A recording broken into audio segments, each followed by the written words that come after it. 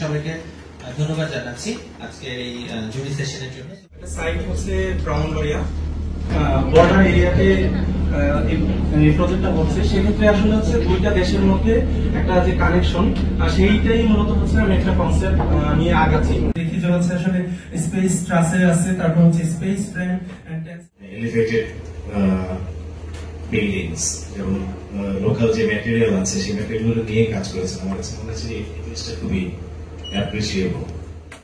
বলবো যে you are মোটামুটি have a good project and now you are an architect.